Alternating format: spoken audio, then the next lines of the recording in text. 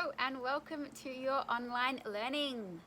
So the first thing we're going to go through is a little bit of theory. I'll try and keep it short and not too boring, but there is some things that we have to go through.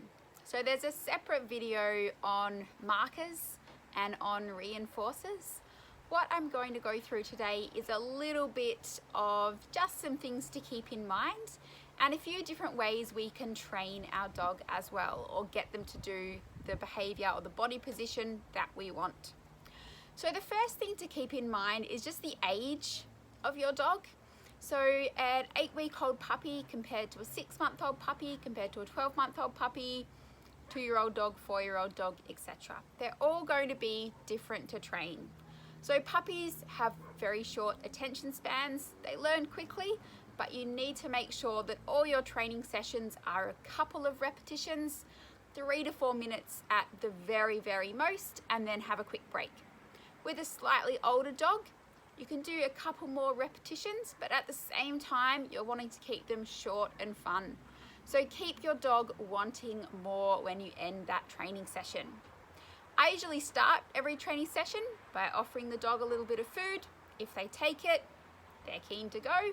If they don't, oh, that's fine. We're just gonna come back later. So you might go, all right, have they had enough to eat today?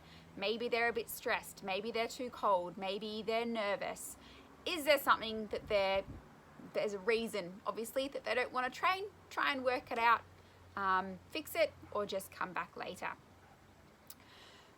So bear in mind the age of the dog, their previous learning experience. If it's a 10-week-old puppy, probably not much.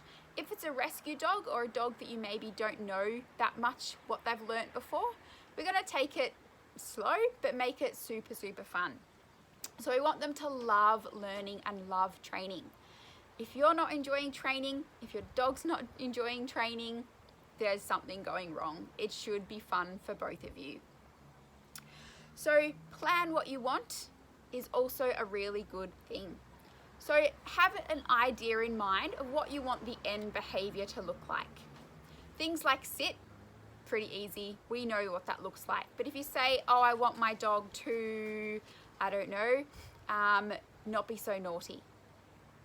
That really doesn't give us any information on what that behavior looks like. We could say, I want my dog to sit quietly on her mat in the kitchen while I'm preparing dinner. Awesome, that's a plan. We can teach that behavior. So plan what you want as well. Keep sessions short and fun. So something we touched on before, but it is really, really important. If your dog walks away from a session, let them go.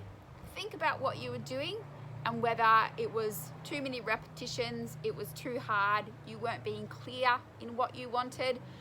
Don't be so quick to blame the dog. Let's have a look at ourselves first. I think that's about it for the moment.